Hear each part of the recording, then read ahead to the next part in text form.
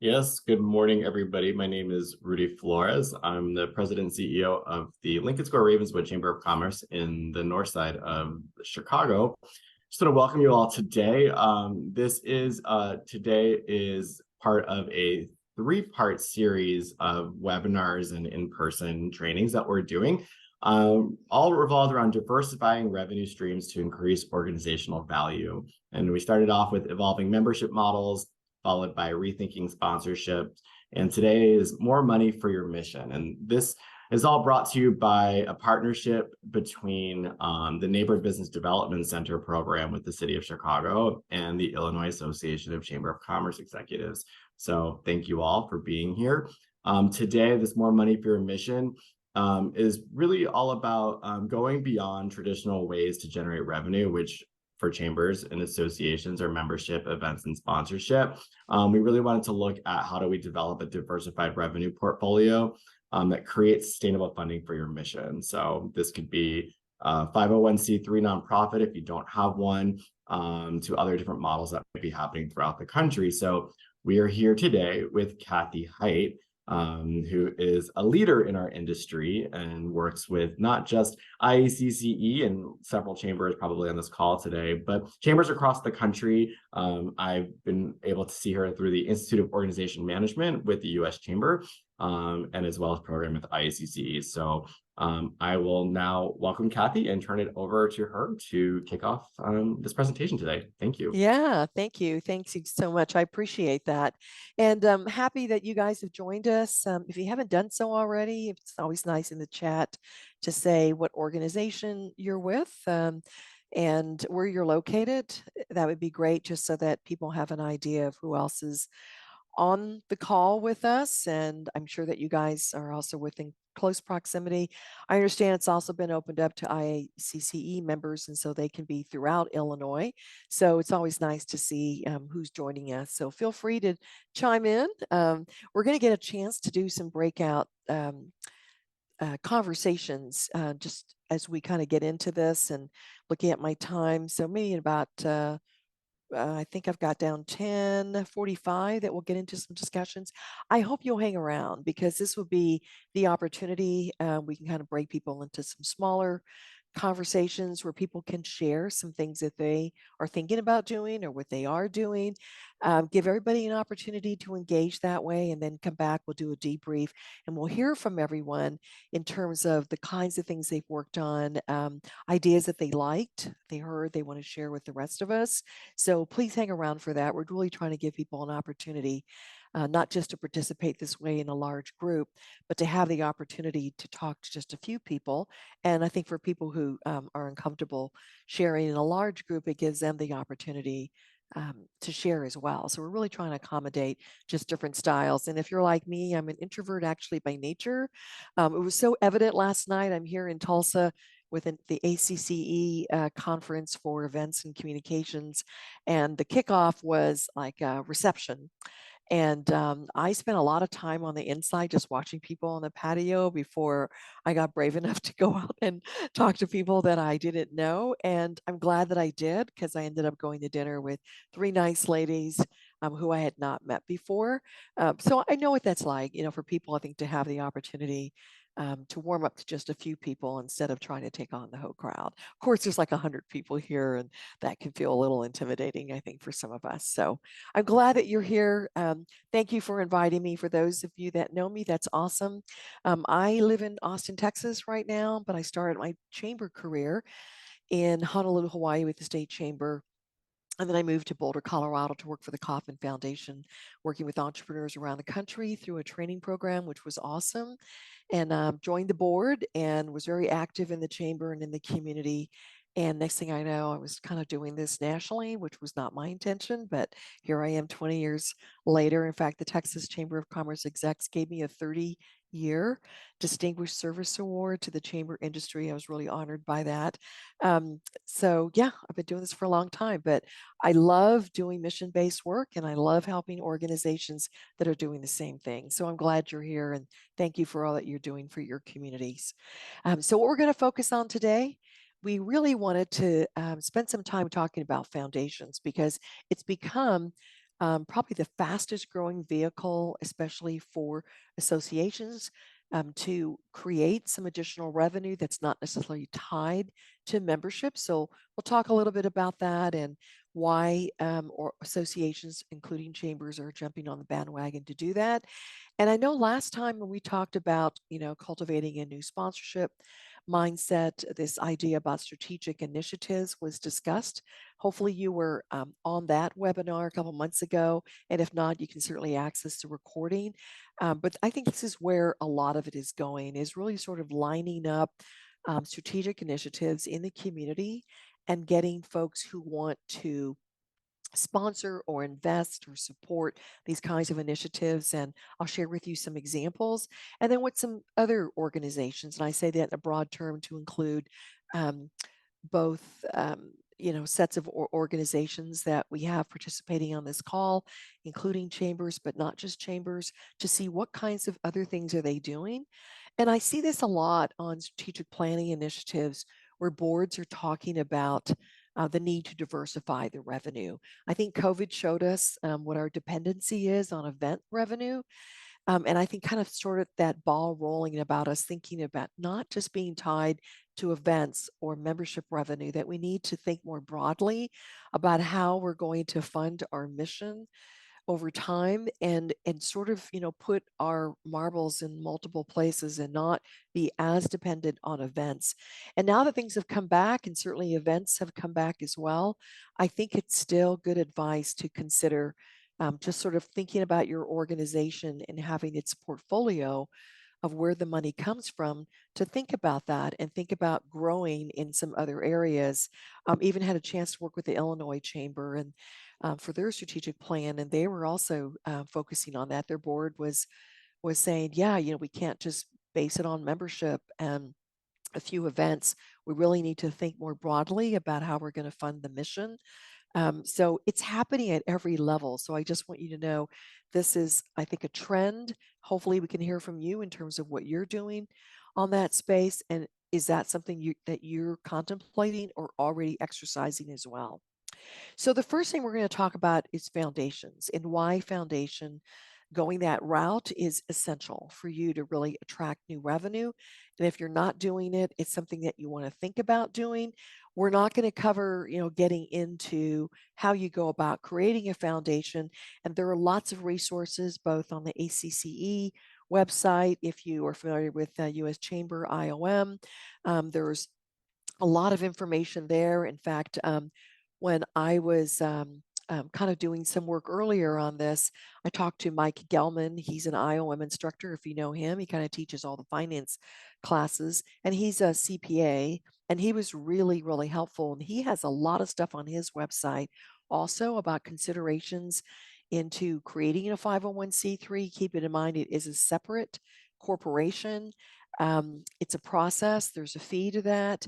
And it also can take a while to get that a nonprofit foundation set up. So helpful to talk to a local CPA, a local attorney in your area that specializes in nonprofits, who can walk you through it, and just make sure too that what you're creating it for is something that actually falls into the 501c3 guidelines. So why are we using foundations as a source of revenue? It's helping to fund initiatives, right? And we all have initiatives, whether it's quality of life in our communities. Other reasons why we might do it, it certainly is for economic development or vitality. For as I know of a foundation that's over in the Portland area, and they were able to take advantage of some federal funding around the American Recovery Act to help small businesses. But they needed a 501c3 to receive that grant, and they did. And I think they got a grant for like $250,000 to actually create the Small Business Resource Center. And that foundational money will end the middle of next year. And so they want to keep the center open and are looking for ways to continue that funding. So that's an economic development type of grant. Workforce development education is another area where your foundation can focus on, whether it's for scholarships for high school students, If you're working on workforce development initiatives, there was I think it's a Fargo, North Dakota chamber that got a $900,000 workforce development grant through their 501c3, right? So when you think about workforce, focusing on trades or doing internships, apprenticeships, there are lots of things that the organization can do. I've had the privilege of also working with the HACCE, or the Hispanic American Construction Industry Association. They're there in the Chicago area, really focusing on helping Hispanic construction businesses thrive. They have a 501c3. They've received a lot of grants for training and also support for they're a membership-based organization, but they also have the 501c3, and they also award scholarships to high school students who want to go into architecture, engineering, or construction who are Hispanic. So there's so many different ways I think that foundations can be used, and you're seeing examples right there in your backyard. Leadership development, a lot of chambers, for instance, run leadership programs. That has shifted over to the foundation side as well. And the community revitalization, right? So that's a lot of work that we do. I wasn't sure if that was a question, but so yeah, community revitalization can be anything, right? From cleaning up blight or look, especially in some areas that were hit really hard, not just with COVID, but I think there's a lot of communities that have a need to have funding around the community revitalization efforts. And so this is where this funding can come in. And of course, the ability to not just get grant money, but to be able to give grants is another way that you can look at it. But a lot of times these organizations will not give foundation money, either come from a corporate side or from a governmental entity, if you do not have a 501c3. And I think we saw that during COVID originally when they had the PPP loans, and then chambers didn't qualify initially because they were 501c6 and not a C3. So I think that's what kind of created this impetus of jumping on it. But I think what we found though is foundations can do a lot of great things. And the nice thing about it, it's not necessarily dependent on members funding it. Even though members can contribute to it, it allows for donations and grants to come from people who are not members. And ACCE, the Association of Chamber of Commerce Executives, has been tracking this growth, asking people on their operation survey whether or not they have a foundation. And you've seen this movement, just over the last 10 years. There are now over 65% of chambers of commerce reporting in ACCE's platform, which is about 1,500 chambers, that they have a 501c3. So we're really seeing this growth in chambers, and how they choose to use the money varies. And again, associations are going in that vein. So 501c3 is definitely something that you might consider. There's a link in a lot of the slides that I'm showing that will take you directly to the source. So this comes from ACCE. They have a page that's specifically about foundations and how chambers are using foundations. And there's a long list of them, so you can certainly click on them, and it'll tell you about their foundation and what they're using the money for, and the work that they're doing. And you can kind of see a little bit of an an overview in terms of what they're doing. So you see Chicagoland is coming up there. But I want to show you a video from the Main Street Lehigh Valley, because I know a lot of you do deal with main streets, just to see how they're using their foundation to support businesses and their communities. Rudy, give me a thumbs up, Lisa, if the video works on your end. We wanted to do all we can to enhance main streets and our neighborhoods.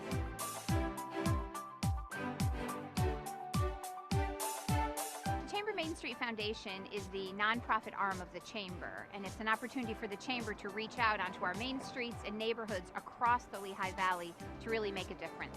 Groups of people from different communities get together to decide what projects would benefit their area. They put those projects together, they find matching grants, and then they fill out our application process. I like to think that no project is too small, and likewise no project is too big. So that leveraging has managed to put $6 million of finished projects throughout the greater Lehigh Valley.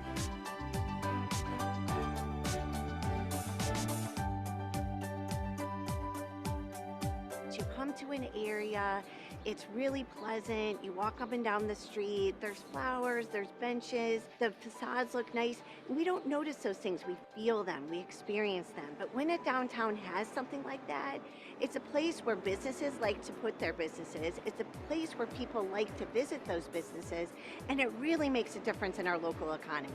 Right now we're standing in Nazareth in the town square, which is an absolutely gorgeous place, and until recently, you could drive through here and you wouldn't know necessarily where you are. Now there's banners hanging everywhere that delineate the town and the borough.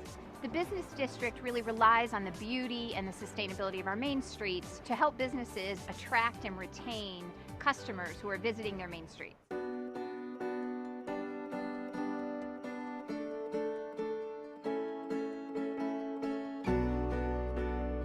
They're truly community initiatives with lots of funding partners that aren't just dependent upon one source.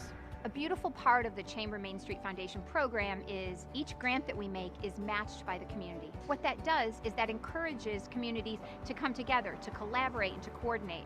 We put in half the money and they put in the other half of the money, and the result is an incredible difference on our main streets. One example is Touchstone Theater. They did an incredible mural, and it was part funding from the Chamber Foundation, but they raised the other part of it.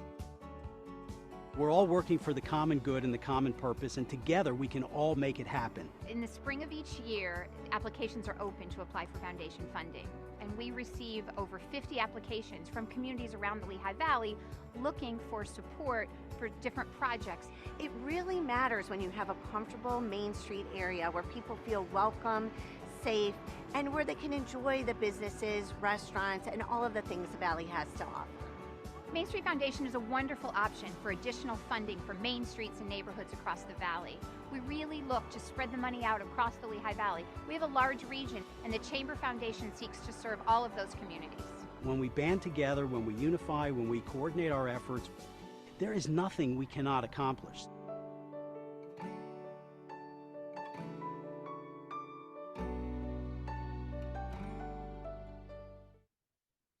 Yeah, so that's a great example of, one area. Now, the Lehigh Valley Chambers are pretty good size. They're located in Pennsylvania. But that doesn't mean that you can't still do something similar. You might even think about, creating a foundation across neighborhoods, right, that has a board that's made up of representation from these different communities, and you could go after bigger grants, right? So that's the other thing you can think about if you don't want to go at it alone.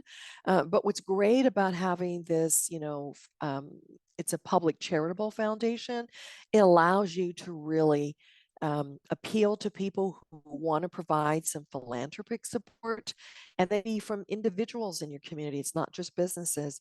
A lot of corporations have foundations, like Target, for instance, has a foundation that's focused only on education, right? So those are the kinds of initiatives that they want to fund.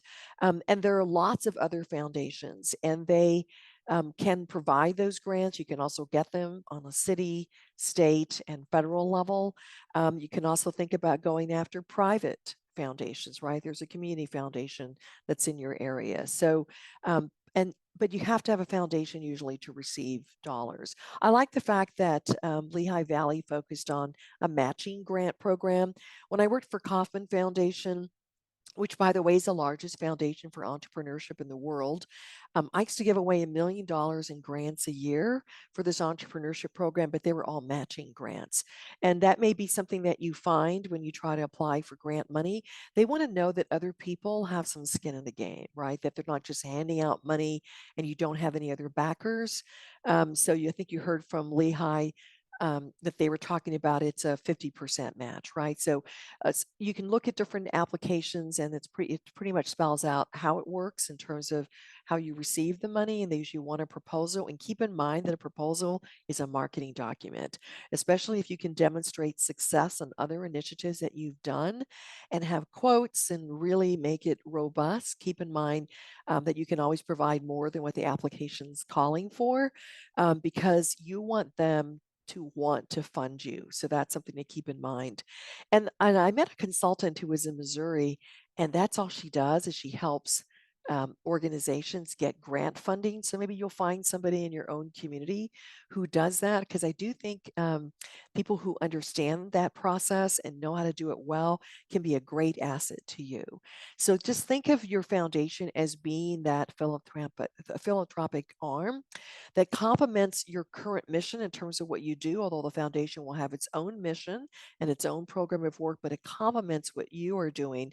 And this is where we see chambers and other associations kind of moving some of their programs and pushing them over to a foundation so that they can receive this different set of dollars that are not based on membership dues or registration fees and things like that. And it can help pay for staffing and marketing and other things that you want to do, right? The foundation can also have an operating agreement with your organization to do the administrative work, to provide the staffing, which can also offset your operating costs. So just think it's like having a second corporation that actually helps the one that you already have. Except the difference is the foundation is really focused on specific initiatives that have, a very specific thing that they're trying to accomplish, and that it's not necessarily tied to membership. Okay, so I'm just kind of curious, maybe people can chime in on the chat. Do you have a foundation? And if so, how do you use it? Did you have strategic initiatives for your foundation? So I'm just curious how many of you have a foundation and what it's for. So if anybody wants to chime in, that would be great. I'm just looking at the chat myself just to see who might weigh in with that. Okay. Educational, all right. Uptown United. Okay, cool. Yeah, a lot of youth-based programs is a great way to use that. The scholarships, KCC scholarships again coming in. So that's great to see how many of you have a foundation and you're thinking about starting one. And, I hear with the backlog with the IRS that it can take, 6 months to a year to have that 501c3 established. Okay, almost there, Matt says. Yeah, good. Yours is pretty broad. Workforce development, leadership programming, minority business resources, another great use for a foundation. So that's awesome. Okay, so good. So we already have those of you that are playing in that space, which is awesome. And I'm happy to see that. Okay, and then you're partnering with them, endowment funds, yes. Community enhancement projects, great use for foundations as well. Now, of course, we're still looking for other sources. We don't want to just be dependent on that grant funding, although it's awesome. And, we talk about matching grants, like where's that money going to come from, right? Well, this is where partners and sponsors for those strategic initiatives really come into play, because sometimes the grant money isn't enough, or you may not have a foundation, you may not be able to receive grants. So you're still going to have strategic initiatives. And the question is, how do we get those funded, right? And so this idea about partnerships and sponsorships can come into this place again, and they do not have to be chamber members if you're a chamber. So other ways that we can kind of do that, I want to share with you some examples. I've got 2 examples from Cincinnati, Ohio, but I've always been a fan of Cincinnati Chamber, because when I think about what a model chamber does, and we've been talking about this for a few years, like they're concerned about community issues. They're, really becoming an inclusive organization and moving the needle on DEI, that they're great at connecting, that they're great at engaging young professionals, that they're really doing a lot to develop leaders. And Cincinnati has been doing all of that for 10 or 15 years. So I look at them as being a model, but I'm always impressed that they're coming up with something new. So that tells me that they're also an organization that is constantly evolving and addressing whatever those needs are. So one of the initiatives they have is called Storefronts Forefront, and kind of similar to Lehigh and the Main Street uh, Foundation, the project that they're doing. They do the same thing where they're really focusing on helping especially those small businesses that are on Main Street. And, small businesses really took a hit with COVID. And I was just listening, I think, to NPR, and they were saying how, a lot of small businesses still haven't bounced back from COVID. There's just a lot of online competition, but at the same time, the rising prices, the inflation, the cost of doing business, cost of getting loans, everything is going up, how hard it is for them to find talent. So our small businesses still need a lot of help. So I really appreciate, like, Duke Energy stepped up, and they're one of the key benefactors of this program. And there's a link again on all of these squares that will take you to the Cincinnati initiative. It's really super impressive in terms of everything that they're doing. So they're actually giving away $5,000 grants. It's going to, I think their original initiative was to do 5 businesses, and businesses have to submit an application in terms of what they want to do, and then that money is given to them for that particular initiative. So I think it's something that all of our small businesses could benefit from. And of course, the more partners or benefactors that you have, the more small business that you can help. Maybe they want to expand, maybe they have to do a remodel, maybe they just have a new concept or want to open up a second business. Any of those things could work. This is another initiative that they've done, and Duke Energy is supporting this one as well, along with some other larger businesses. But the focus is really on creating that inclusive community and being welcoming to immigrants. I've also heard this as I travel around the country, that in some communities that are getting a much more diverse population, especially people that are not from this country, there's some hesitance.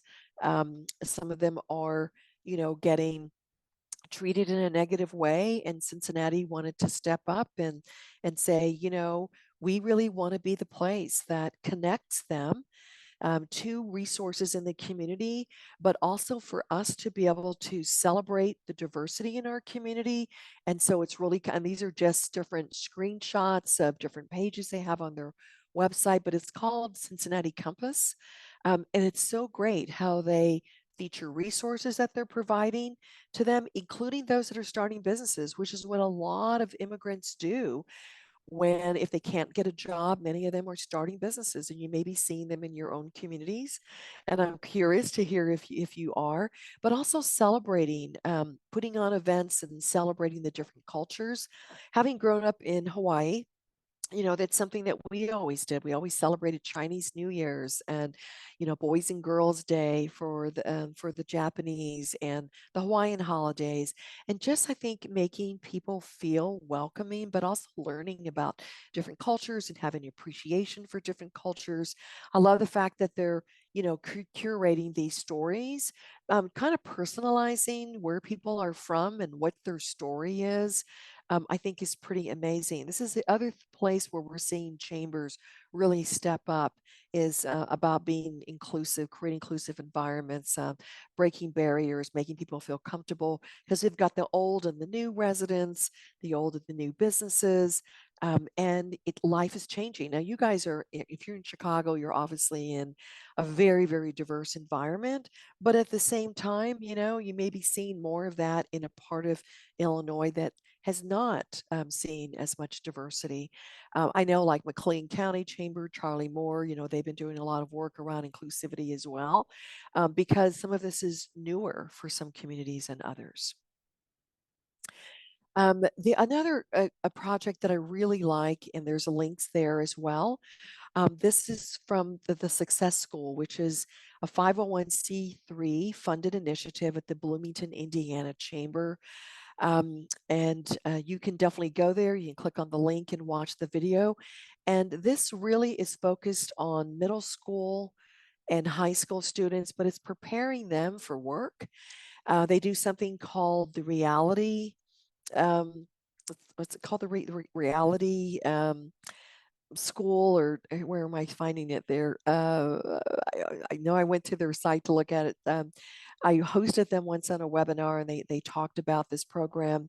But the idea is they give everybody kind of a card that says, this is your occupation, this is how much money you make, if you have kids, how old they are. And the whole gym is set up where they have to go and they have to figure out what housing option they can afford, and where they, where what childcare would be. And just looking at all these different things that they have to consider based on their profession. And the whole idea is just kind of giving them the idea of this is how you navigate life, right? And that you should want to make choices about what it is that you might want to do. So it's kind of like a school to career initiative. They have a lot of volunteers who support that. I remember their first initiative, though, was funding 3 graduation success coaches at the 3 high schools that they had, really focused on students who were considered at risk from graduating. And these were social workers who, worked in the school. They were funded by this initiative. I think it would cost them like $180,000. But it's amazing how they actually increase graduation rates from like the 70 percentile to like 96% for these kids at risk in these 3 high schools. Their programs have expanded over the years. They've had Success School for a while now, and that's all funded through their 501c3. And you can see a list. And there's Duke Energy again in another state, so it's showing you that these are the kinds of initiatives that they really like to be a part of, but seeing all the different partners and sponsors that they have for their programs. So I think that's really cool. And this is a slide I borrowed from the last time that we were together, around sort of that shift in mindset around sponsorships and strategic initiatives, and the fact that corporations and people who want to fund, who typically were your sponsors, how they've changed too. And they really want to provide funding for initiatives that move the needle. They want to see more of an impact from the investments that they make, right? And they're looking for more partnerships, not just sponsorships, but the ability to really work with you as a partner to really make a difference in the communities. And I think this is a big shift. That's something we have to pay attention to. They don't want just the event. They want to fund something that they feel is really going to make a difference. And it can be in all of these different areas. So we know DEI is a big, important initiative for a lot of corporations, but also that economic vitality and supporting your small businesses, focusing on schools. Of course, in my state, they're looking at passing the school vouchers. It's very controversial because student vouchers mean that parents can have an $8,000 credit to, if they're going to go to a public school, then that money obviously is applied to their school. But if not, they can use it for a charter school or a private school. And I think the concern is that's really going to hurt the public education system, because they're not going to have as much money, and they're going to still have to educate probably a good 90% of the kids. Well, there are people who want to step up, who want to support education types of initiatives and quality of life initiatives. So especially if you have opportunities for underserved audiences, that's really going to be attractive to corporations who want to put their name on those initiatives for a number of different reasons, but they're looking for those kinds of opportunities. So I'm just kind of curious, what are your strategic initiatives? What things are you focused on? Whether it's in a foundation or not, what are some strategic initiatives that you have in place? I think that would be interesting for us to kind of see what the difference is. So what are you focusing on? Okay. So I know some of you guys said you were doing scholarships and youth-based programs. I think someone else that I saw, focused on minority business resources, right? And I think I saw a couple of things that were for scholarships. Anything else? What else are you guys doing that's what you would consider to be a strategic initiative?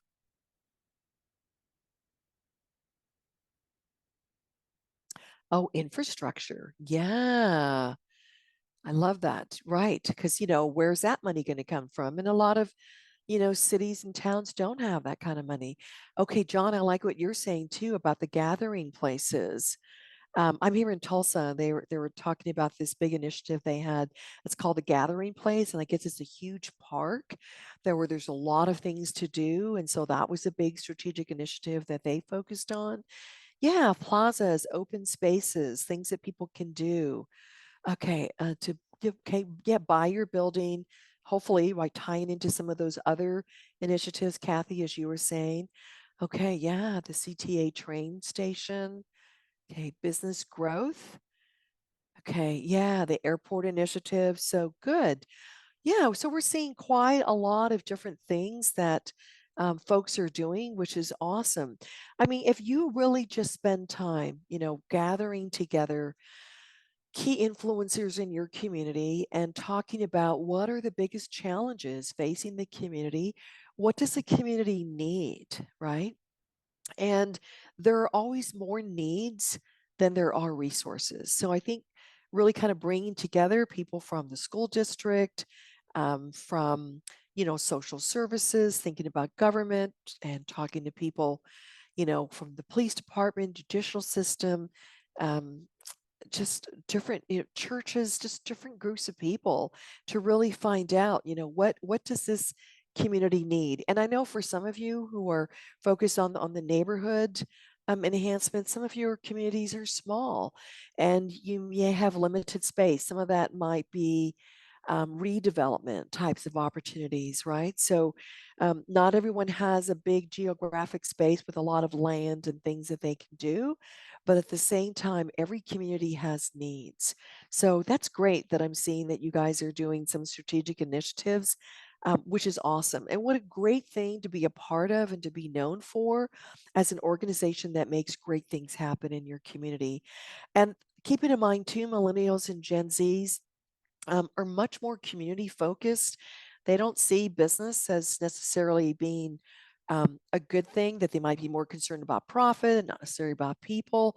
So I think when we can bring together these kinds of strategic and community initiatives along with businesses who want to sponsor it, it's a win-win all around because we're showing that businesses do care about their communities, that they want to give back.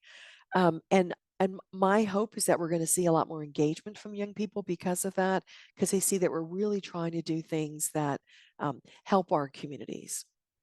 All right. So the last thing I'm going to touch on before we get into small groups, and again, I encourage you to hang around because sometimes the real gems are the conversations that you have with other people. And Lisa's going to put people into smaller groups. We won't have a lot of different groups, but just enough to have some lively conversation with a few people. So, what are some other ways, right, that organizations are trying to generate some new streams of revenue? And I'd be curious to hear what kinds of things that you're doing. So we know that we're still doing events and we're doing fundraising. That's going to continue, right? These are all non-dues revenue sources. We're certainly going to keep doing that. Raffles, is another great way of doing that. Advertisements, we're still seeing that ability to do that. I was at a conference last week in Colorado, and they were talking about the Edelman Trust Barometer. If you're not familiar with that, you might want to check it out. And you hear Sherry Ann Kelly from ACCE talk about this and how chambers and non-government organizations really have an opportunity right now because people don't trust the media. They don't trust government. They sort of have, just a sense of distrust in terms of where information is coming from and who they can trust. But you know who they trust? They trust us. And so if, more people are going to come to you for information, you saw that during COVID, they looked at you as being a reliable organization. And guess what? They want to partner and get information out through you. So I think, thinking about that in terms of advertisements, communication pieces that you can do, because you're the trusted source in your communities, and really taking advantage of that and leveraging that opportunity with you being the conduit, the vehicle for getting the word out, whether it's through your newsletters or social media, but recognize that there are other people who want to invest in those opportunities through you, because if they do it themselves, they may or may not come across, they may not have the same audience that you do, the following. You have a great following, right, on social media and your website. So kind of think about how you can leverage that. And some organizations do very well with merchandise sales, especially if you do events. If you are known for something, I think about Austin where I live, and I see all these Keep Austin Weird, things on t-shirts and things like that. And people buy it, visitors buy it, right? So it's also a sense of pride, I think, for people to showcase their community brand, but also people who visit your community, or who like your community or from your community, they might want to take advantage of that too. I remember this little company in Hawaii, they were called Crazy Shirts. And every year they would have kind of like an event where artists could submit their drawings because they would, it's like they're going to produce so many t-shirts next year, and they want ideas, and people would submit their drawings, their ideas, and then the company would select certain designs, and then that would go on their shirts. And they were like kind of like a limited edition, they're only available for that year, and people would go crazy for those t-shirts and tank tops, and just think it's a great way to promote some of your local artists as well. So I always thought that was a great concept. Job boards, people are still looking for people. And again, you hosting it and making that available for both your residents, but also for your businesses who are looking to post. Because if they try to do that on Monster and Indeed, it costs them a lot of money than going through you. Another big area that's starting to kind of open up, be interesting to see what kinds of things show up there, but fee for service. We're so used to giving everything away, and we don't necessarily put a value on those things. Um, ACCE has a huge list of things that chambers are doing, especially in the fee for service arena. Like a chamber in Michigan is doing DEI training. They have certified trainers who go out into communities and work with organizations to actually help people with staffing issues, because they're working with staffing organizations or dedicated people who want a certain type of job or something filled, and charging for that. Ashland Chamber doing an amazing job around research, and providing customized research and selling that research. Doing concierge programs. You have someone who's new and they need a tour, they need introductions, they want to meet people. You can set up a tour of the school. You can have them meet with young professionals, talk about what's cool to do, what their favorite restaurants are, but they're actually charging for that, which is pretty amazing. Charging that for companies to support their new staff, who's coming, or just any new resident who really wants to learn about what they can do. And this is the Mason City Chamber of Commerce, and they're not a huge chamber, but this community concierge initiative is $250, and then they give a list of this is what we do, right, for that particular fee. And just they have videos, so there's links on this slide as well in terms of what they're doing.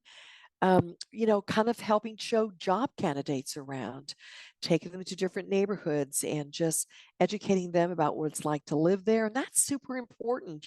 Company wants to attract somebody, but that person may want to talk to local people who live there to really get a sense. And hopefully you're going to say nice things about your community, but really providing that as a resource. I think that's something we've always been open to doing, but we hadn't thought about doing it as a fee for service. So I'll set this up into your groups. So more organizations have 501c3 foundations than ever before to really set up this separate organization that really complements what they do, that's focused on strategic initiatives and can get funding from a variety of sources that can include members. Sometimes when we build out tiered models, we might have like a pay it forward benefit, especially for those larger investors that say, for it's $500, $1,000, or amount of your choice that would be given to our foundation as a donation to support our initiatives, or that could be for high school scholarships. And you'd be amazed at how many larger organizations are like, that sounds good. I don't need something for me, but I love the opportunity to give back as being part of my investment to you, right? And then also consider that this attracts other kinds of partners and sponsors who are really looking for those meaningful opportunities on moving the needle. They can do that through you. And as you continue to diversify your revenue, you want to make sure that it's not just events, although that's part of it. It can still be membership, but start to really diversify that and thinking about how you can leverage a foundation or not, but to create multiple streams of revenue for your mission. And I think that's going to help you in a lot of different ways. And some of them you may find will take off and do more. Sometimes it may vary on a year-to-year basis, but I think it makes sense for us to spread our marbles around and not be so focused on just one or two sources, and making sure that we have enough money for the mission ahead. Okay, so we're going to break out for just a 20-minute conversation. And what I want you guys to talk about is, how are you diversifying your revenue, right? How are you generating more money for your mission? What are things that you are doing that's working? What are some things that you're thinking about doing? And then come back and kind of share those broad ideas with the rest of us. So I hope you're going to hang around, break up into just a few small groups. Lisa, are you ready to put us into some groups? And I'm going to bounce around and try to listen in on different groups.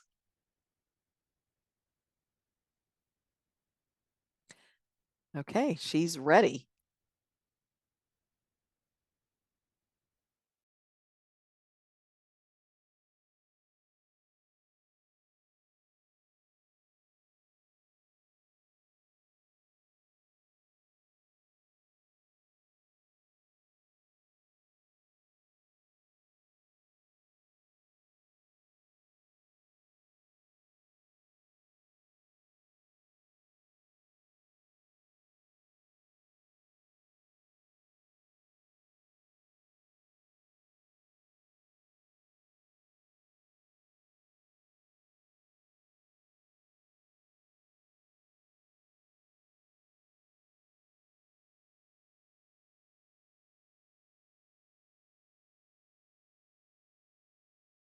Good. Oops. Hi, Jamie. Oh, I guess I should go to a different room. 'Cause Oh. I didn't realize that I was trying to do it in the. Okay. Well, John has Wait. a 501c3 Marinda already at his organization. I saw your comment in the chat box, and I know that there are a lot of different nonprofits in his area. But for us, we're actually in the process of starting one. That was one of the reasons why I brought on a new employee, Ian, who John knows. We're currently forming like a task force made up of businesses and residents to try to get an understanding of what would be the most useful to focus our mission. We have our own personal ideas, but we want to ensure that we're not overlapping with other groups, and that we can also help the other groups that are 501c3s. So right now, what we've been doing is applying for grants that are allowed for 501c6. So through DCEO, we're receiving a $500,000 grant that John's organization is also receiving to help small businesses.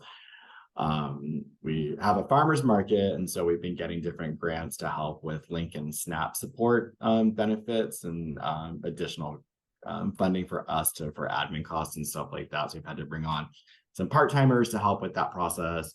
But some of the goals that we have are to continue focusing on what we've been doing with our community master plan. We created one in 2019, and then we've done deeper dive studies in different areas of our business corridors. And our politicians for our area have secured funding. So we have $30-40+ million in investment all happening right now in our community because of the work we did. And so we're not able to get grants to do smaller stuff, which is what we really want. So that's why we're wanting to do the 501c3. And then the idea that that was just presented earlier with that video about maybe doing some like matching grants for like our different organizations in the area. That's something that was just texted Ian. It's like, that would be a great idea, because we have these like nonprofits that do work, but they're always asking us for money. And we're like, well, we're a nonprofit, we don't really have any money to give.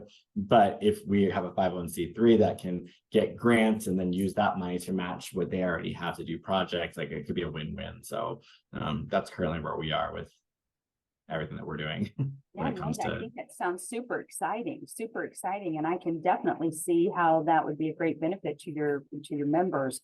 You know, and I know that you have access to a lot of smaller business and so forth, and that's really kind of your lifeblood, right? I mean, you've got these smaller businesses that really make up the majority of your membership.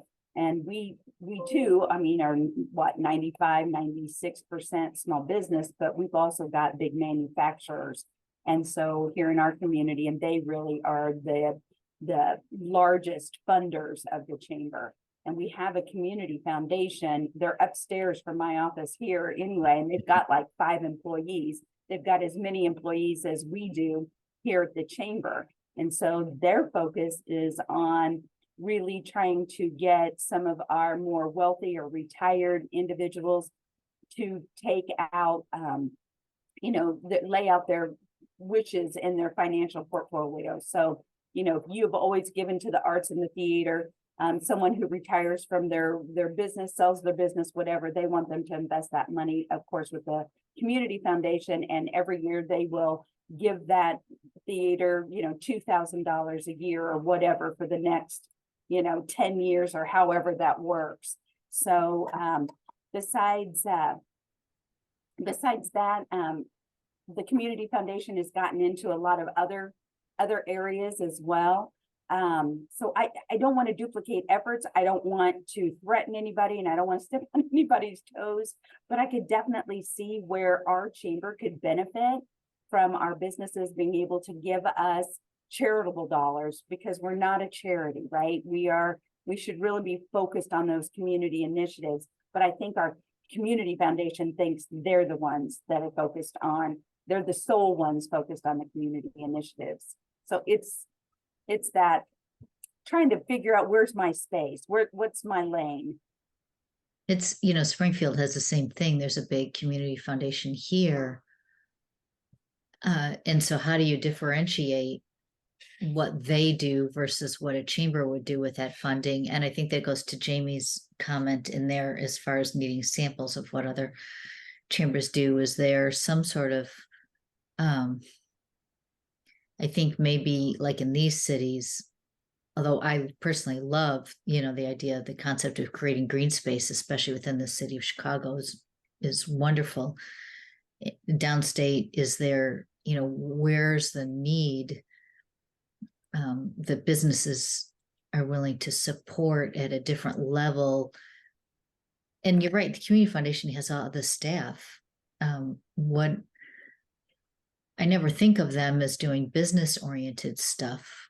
And then I have to define what stuff is, but I guess I'm unsure what that might Well, be. like, for example, they granted our Workforce Investment Board, which is the group that gets the WIOA dollars, the federal dollars, for workforce. But did they need the extra money after getting? Well, the federal dollars can only be utilized in a certain way. You can't take those dollars and help someone who's successful. You have to only help the people that have barriers to employment.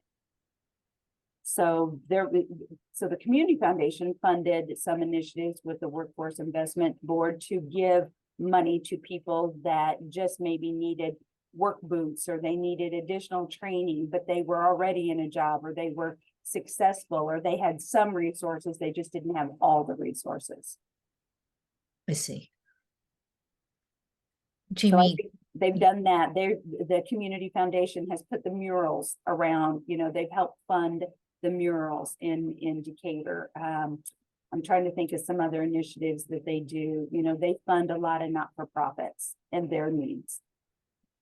So one thing, just thinking about like to not duplicate services. Like another idea that we are having, again, wanting to go to a task force to see what makes sense, is there's so many different people started businesses during the pandemic, like home-based businesses. We've had a lot of makers, like artists, join us because of our events that came back and want to be a part of that. And so we're like wondering, like, what an incubator to get that, idea of just home-based part-time business to eventually grow and maybe become a larger online presence, but then eventually maybe be a brick and mortar or something, could be like where the connection with the chamber makes more sense. So looking at Jamie's comment here in the chat, asking like missions and stuff like that, and why a 501c6, since her Internal Affairs Committee didn't really maybe love the idea. For us, like thinking about that, like people like we're not a charitable event or organization like you had said. So like thinking if we have these really honed in missions for the foundation that the community likes, then they might be willing to donate, because then they also could do a tax write-off, and depending on what community you're in, right? Like mine's more well off, so they have resources and are usually willing to support something that's local, but we need to have that defined mission. So an incubator is just something that we're thinking of as well. And bringing in guest speakers. I've been thinking here in Jacksonville about having a foundation here at the chamber. We don't have one, only because our Main Street group does have one. Our JREDC does have one. So I've seen them receive grants or dollars towards projects because they have that 501c3 designation for the tax write-off that we don't have. And again, I think sometimes, we try to do our fundraisers and look like we're charitable, but we're not. People don't consider us a charity or an organization, and that's fine. That's good.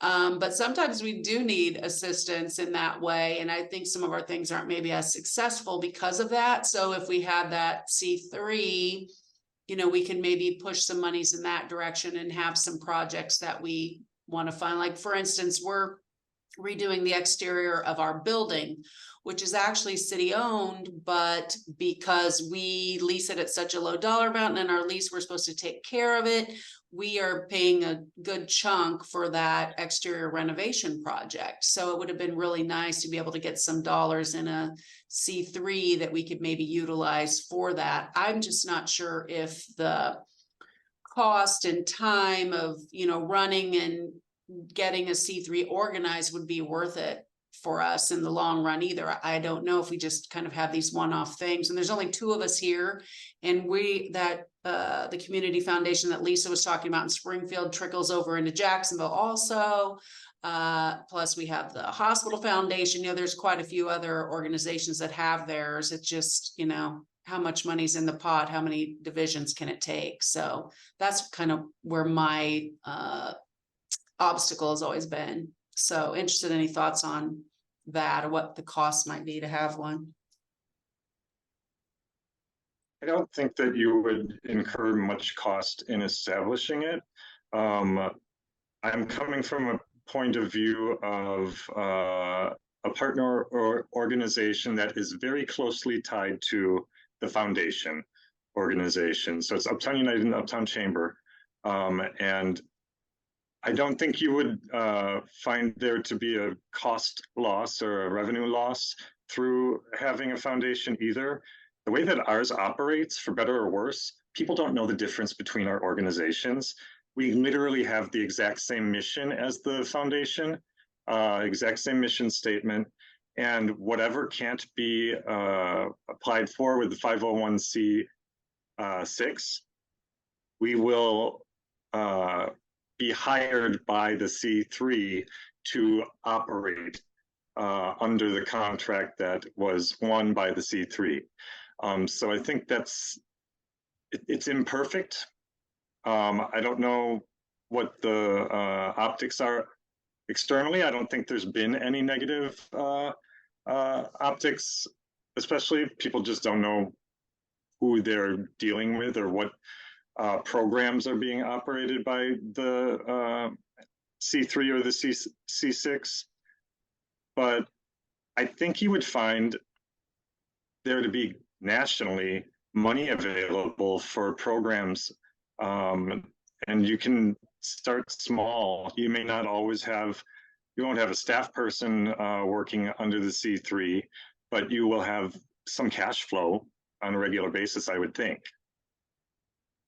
That's like one of the reasons like we really also wanted it, was that having that cash flow, like you, Lisa, put in here, like you can charge the admin fee to the foundation, like because there's so many more opportunities, it can help probably create another employee faster than the chamber by itself could, unless your area is rapidly growing with businesses. We have 3 grants this year that we just are through government, so that's the reason why we're able to get them as a 501c6, but the admin from those 3 grants is over $65,000. So I'm not hiring a person right this minute with that, because those grants might not be available next year, but it allows us to go and move that direction into getting another employee if we can continue this trajectory, where the 501c3, by establishing it right now, are working on doing so. That would then allow us to then hopefully get another person, because there's just so many more opportunities with the foundation than there would be with the chamber by itself. Really good points. Yeah. Do you have to have a separate board of directors for your 501c3s? You have to have a separate, everything has to be separate from the chamber, correct? Yeah, so because we've been meeting with lawyers, we are going to have overlap between our chamber board and the board that will be created with the foundation, because we still want the chamber to be the parent of the foundation. And we already have another board for our taxing district that we do for our business improvement district called an SSA. So we're familiar with that concept of having the chamber be the umbrella. But we can't have overlap legally in our state with the SSA. But we do have our president sit in on meetings because the chamber's still in charge. But we do want there to be overlap with the foundation, because we don't want the foundation to leave the chamber in the future, and we want to ensure that they are, connected. And that's we have, right. It's allowed to have the same board, like you wouldn't have as big of a board on your foundation, I wouldn't think, but you could have the same people on your foundation that sit on your chamber board. Correct. A lot of chambers do that. It doesn't have to be exactly the same people, but there is usually overlap for that reason that Rudy was talking about, because board members can kind of also help manage the foundation. Is that what you do, John? We've got, so the chamber is although the older entity of the two, the chamber is the smaller or less forward moving, I guess, the less decisive of the two organizations. The C3 chair is is their co-chair for a good way. I think it's like a good way of both to do, you receive funding while also like helping your local businesses. So it's something I'd like to explore more, but we'll see. I like that. If you're exploring it, then talk to Marcy, because no sense double doing the work if we got to find out what we need to do. Yeah, that's a good idea. I'll connect with her about that. Because you would do the farmers market in Lincoln Park, probably. We would do the one on Lakeview, sorry, up there. But we would do the one on like Division. So we're separate farmers markets. Yes, of course. Here we go. All right. I thought it'd be nice if we have a representative from each group, just give us some highlights from their discussion. I think that would be great. And they'll all be part of the recording as well. So who do we have from group 1? Rudy, I know that was your group. Do you want to sign yourself or anybody else to give us the highlights? Do you want to speak, John? Or Miranda? I nominate you, Rudy. Okay. We talked pretty much about foundations, just because Miranda had put a comment in the chat box originally. John has a foundation already that kind of the parent of their organization with their chamber. And so, and I just talked about like my organization's in the process of exploring starting one.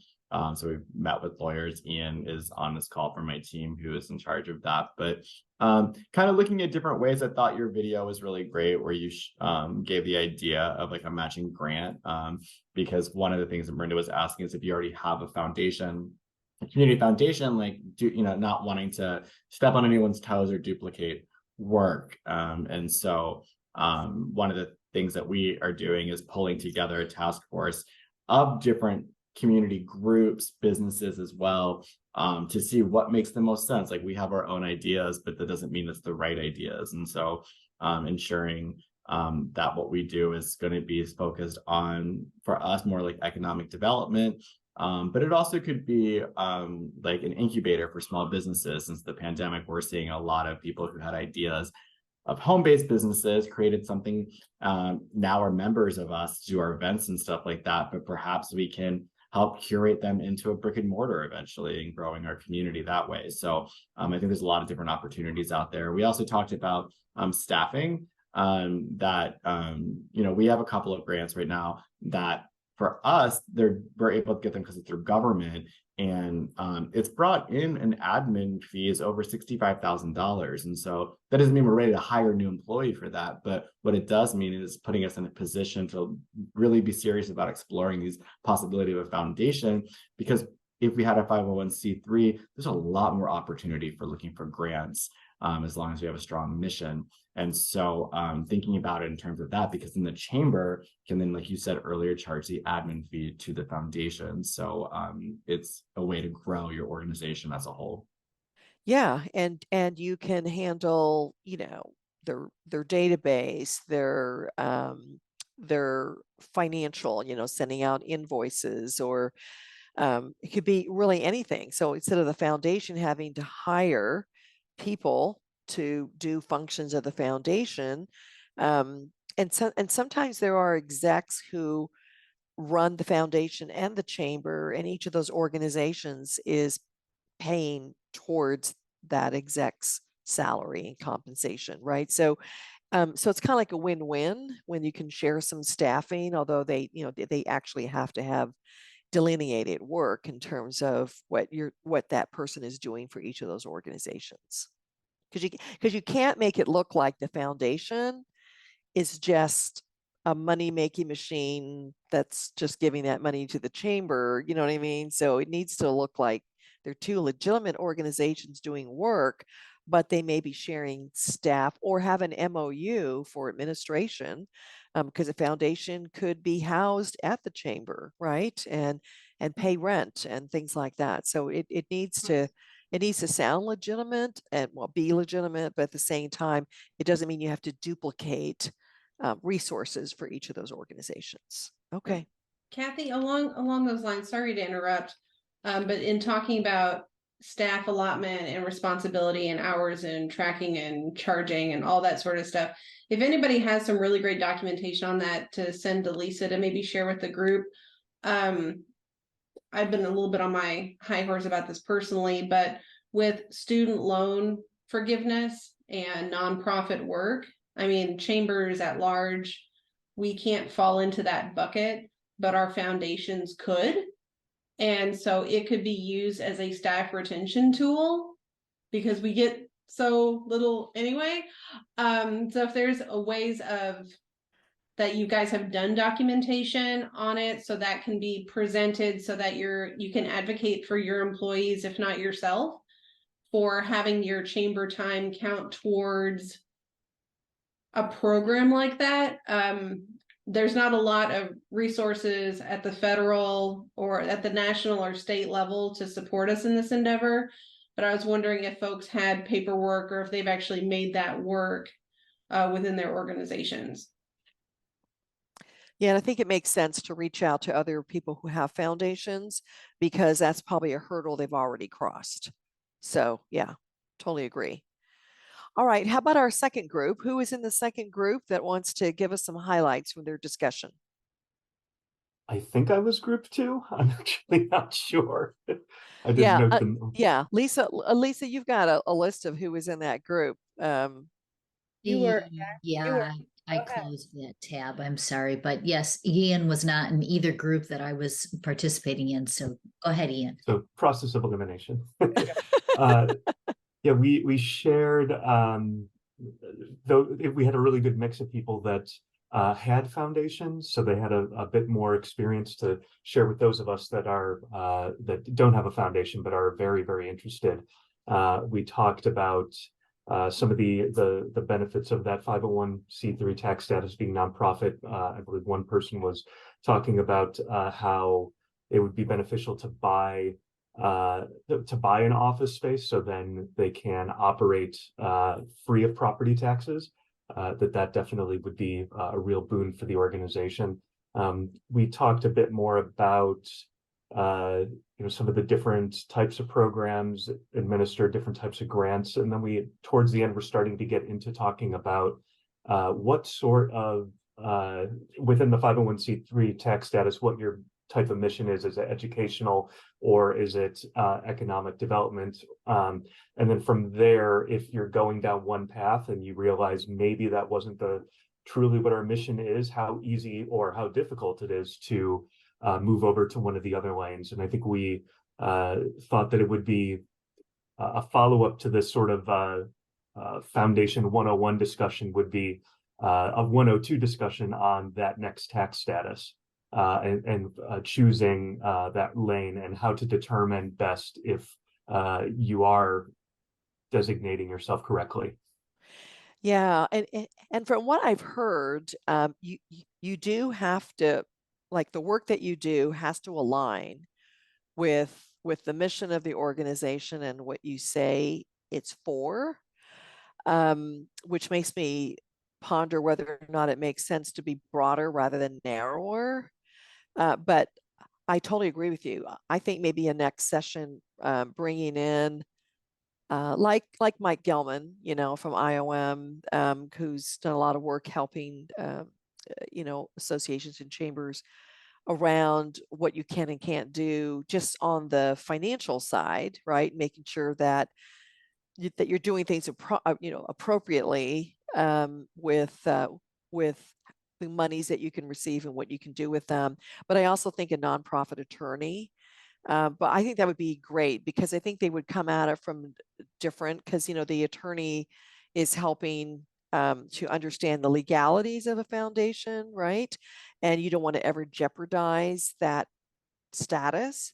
And then having the financial person talk about money and how it can be used, like you said, paying for staff and the co-sharing of resources, just because you're going to be filing 2 different 990s, right? So I think talking to someone that has that financial experience working with foundations and nonprofits would be really, really important, because it is a specialty area and that changes every year in terms of tax laws and things like that. So I think that would be a really great next step, Ian.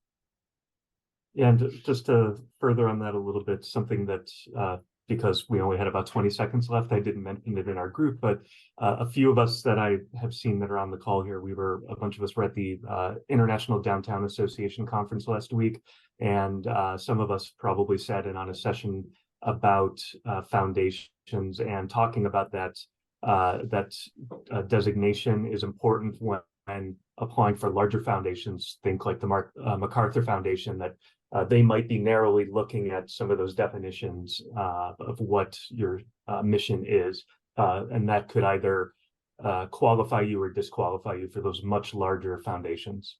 Yeah, good point. All right, well, let's jump over to our third group, group 3. I know that was just in that group. I don't know who wants to volunteer. I can volunteer. Okay.